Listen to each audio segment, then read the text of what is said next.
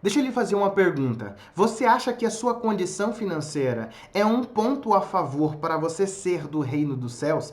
Você acha que quanto mais a sua vida parecer simples, humilde, quanto mais pobre você parecer, mais você se parecerá com alguém que pertence ao reino dos céus? É isso que você pensa? Hoje eu quero convidar você a meditar. Mateus capítulo 5, verso 3, Jesus vai dizer que o reino dos céus é para o grupo de pessoas que tem uma característica peculiar, pobre. Mas que pobreza é essa? Todos nós precisamos ser, mas não quer dizer que seja financeira. Porque se for assim, e os crentes que são ricos? Quem vai salvar eles? Eu espero que o vídeo de hoje nos ajude a resolver essa questão. Então fique comigo, após a vinheta, fique comigo, vamos conversar sobre isso, amém? Deus abençoe.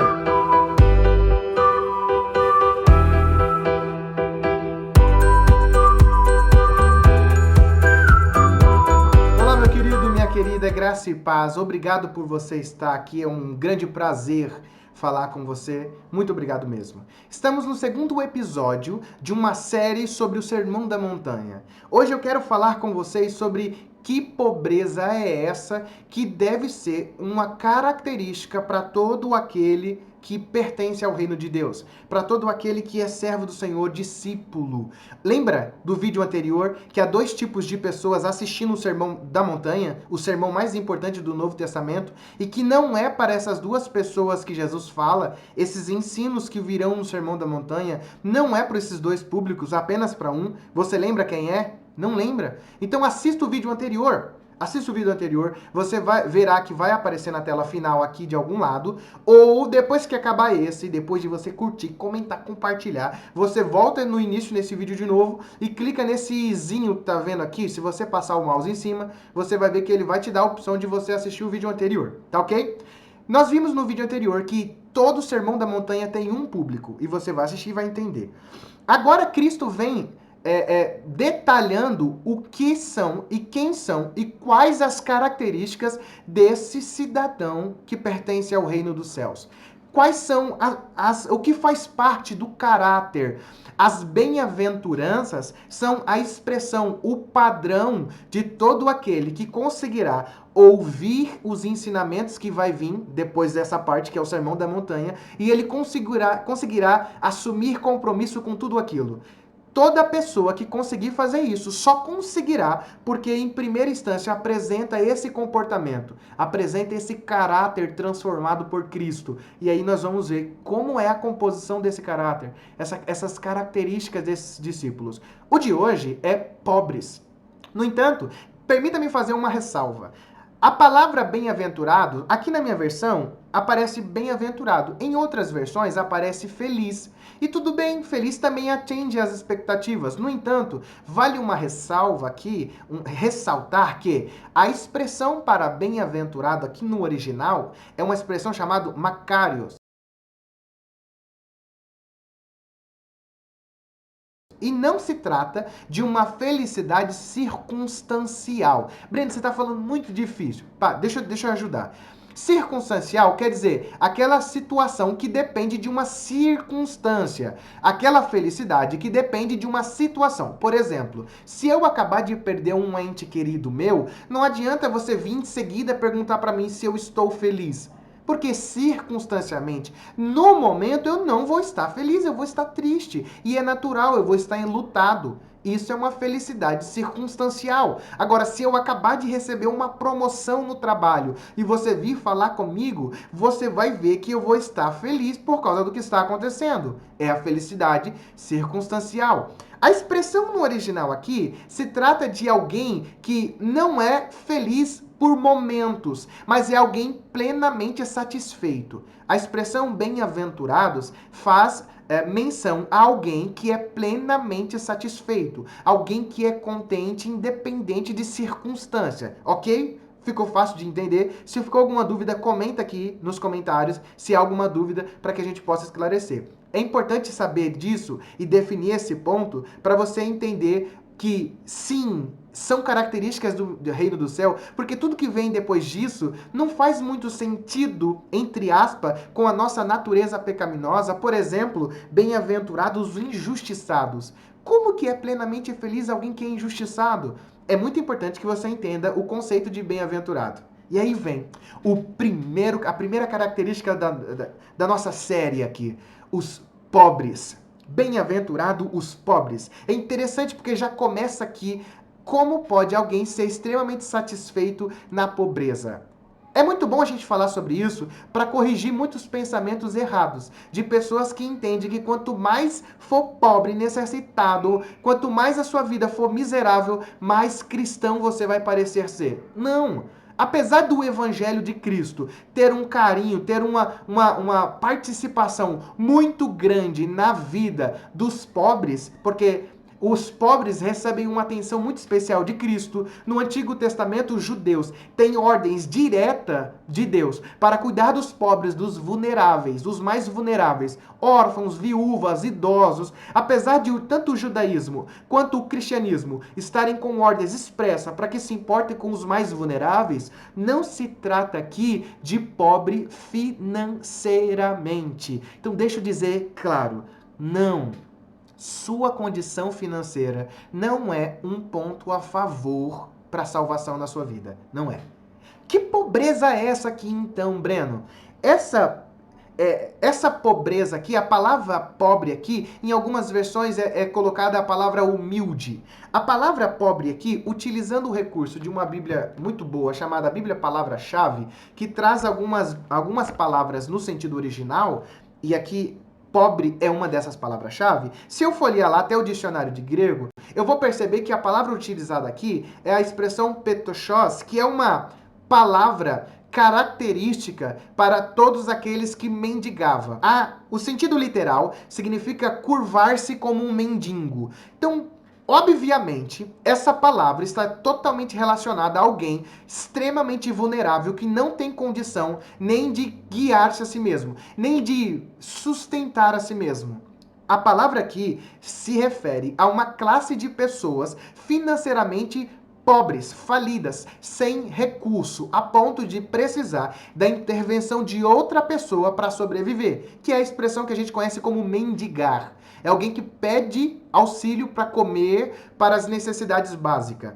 É o tipo de pessoa que entende e assume o compromisso, assume e se define como alguém que não tem condição de sobrevivência. A palavra é uma expressão para a vida social, financeiro.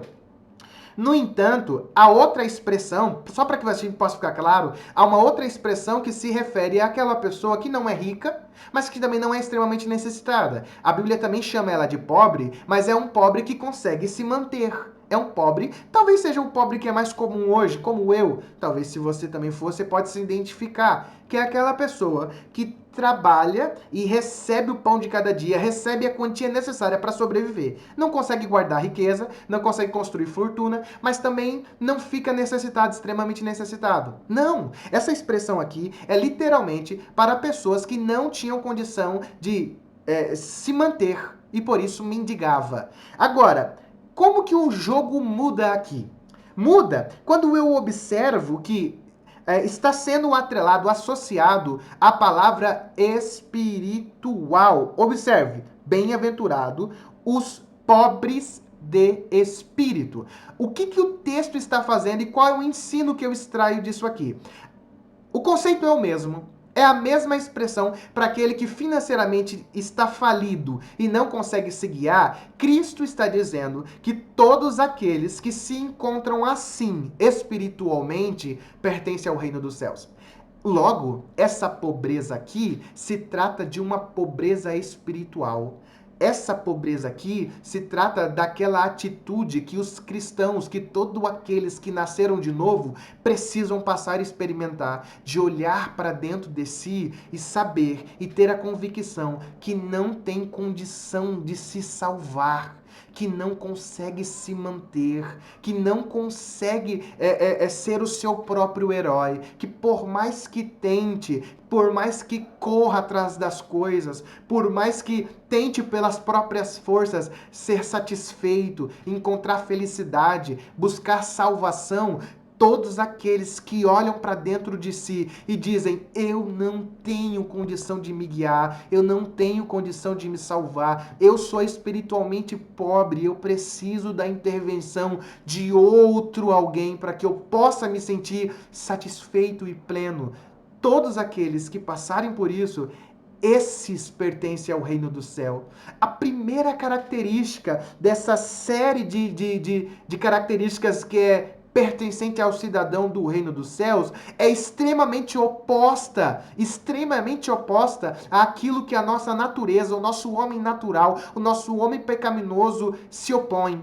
É tudo que o nosso homem pecaminoso é contra. Essa perda de autossuficiência. Nosso pecado vive dizendo, com a influência do diabo na cabeça das pessoas, de que elas podem sozinhas, de que elas conseguem, de que elas são seus próprios heróis, de que elas são a salvação, que tudo que elas precisam estão dentro dela. Essa fala está sendo gritado ao mundo como se tudo que você precisasse para ser satisfeito estivesse dentro de você. É por isso que a proposta do reino dos céus é que diante de Cristo você abra mão dessa falsa, torna a dizer, falsa sensação de autossuficiência. Não, você não consegue se salvar sozinho. Você não conseguirá se sentir satisfeito enquanto você não olhar para Cristo como o recurso que traz satisfação ao coração. Somente Cristo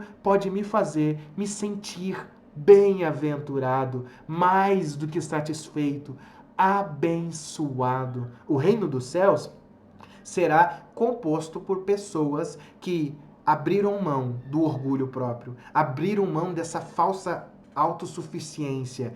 As bem-aventuranças, não só essa como as demais, vocês vão ver que são características que a nossa natureza pecaminosa frontalmente vai se opor.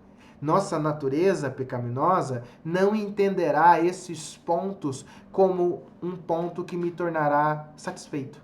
É sempre uma característica ruim, mas em Cristo o Senhor abriu os nossos olhos para perceber o que verdadeiramente é a felicidade. A felicidade está relacionada a ser de Cristo, a ser desse reino celestial. Reino esse que não é fruto de nossa imaginação, não é resultado da mente humana, não é nada parecido no nosso mundo humano que se assemelha ao que é esse reino de Deus, que ingressa por essas portas, ingressa por meio de Cristo todos aqueles que olharem para Cristo e se enxergarem como necessitados da intervenção de Cristo para que possam pertencer a esse reino.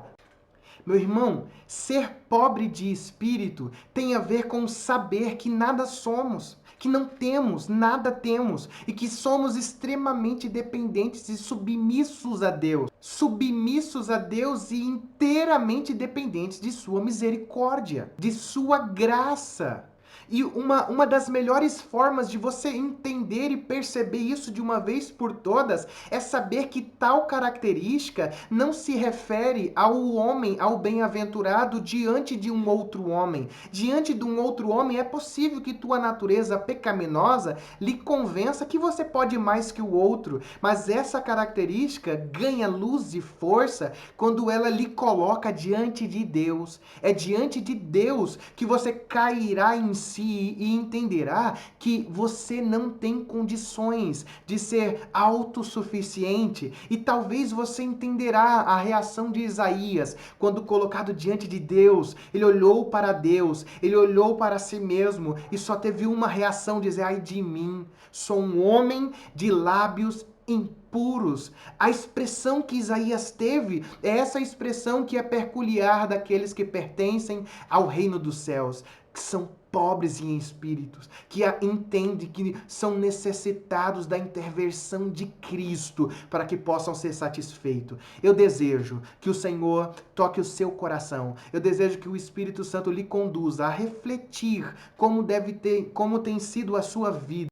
De repente você pode estar ouvindo esse vídeo aqui ciente de seu papel diante de Cristo e de como você deve ser submisso a Cristo e de como você deve entregar na mão de Cristo o controle de sua vida e como você deve agir como um discípulo, confiando no Senhor, mas está encontrando dificuldade de ser assim o que eu faço. para finalizar, eu quero contar uma história que eu gosto muito. Marcos 9, capítulo 9, conta a história a partir do verso 14 de um pai que tinha um filho com um espírito impuro. Você conhece, um filho endemoniado. E ele tentava de tudo para que o filho fosse liberto. Porque quando o menino estava possesso, o espírito maligno fazia atrocidades com ele, crueldade, jogava no fogo e tal. Inclusive, quando ele ficou sabendo de Jesus, ele levou aos discípulos de Jesus, pedindo para que eles expulsassem. É um pai que deseja que o filho volte a ser o normal. Os discípulos não expulsa, mas agora ele se encontrou com Jesus. E aí Jesus diz algo interessante no verso 23, quando ele pede para que Jesus o ajude, ele diz: "E Jesus disse-lhe: se tu podes crer, tudo é possível ao que crê." Olha o verso 24. E logo o pai do menino, clamando com lágrimas, disse: "Eu creio, Senhor. Ajuda-me na minha falta de fé." Eu creio, mas me ajuda porque eu tenho muita dificuldade em crer. Eu tenho muita falta de fé. É isso que o Senhor quer, que a sua oração seja sincera. Não ser uma oração falsa, fingida, pois Deus sabe que você precisa entregar a sua vida e o controle da sua vida diante de Deus, mas você fica se enganando como se você pudesse fazer algo para melhorar a sua vida e te promover essa satisfação pessoal, quando na verdade o que você tem que fazer é ir diante de Cristo em oração por meio do Espírito e dizer: Senhor, eu sei que eu preciso, mas eu não consigo, me ajude na minha falta de fé. Eu finalizo assim, encorajando você a tomar essa decisão de ir diante de Cristo, deixar tudo na mão do Senhor, assumir a posição de pobre espiritualmente dizendo, daquele que sabe que necessita da intervenção de Cristo. Somente assim você saberá o que de fato é a felicidade que só Deus pode dar. Uma felicidade que não depende de circunstância, mas depende de Cristo. Amém? Muito obrigado. Deus abençoe. Até a próxima. Quarta-feira tem vídeo novo no canal. Quarta e sexta. Deus abençoe.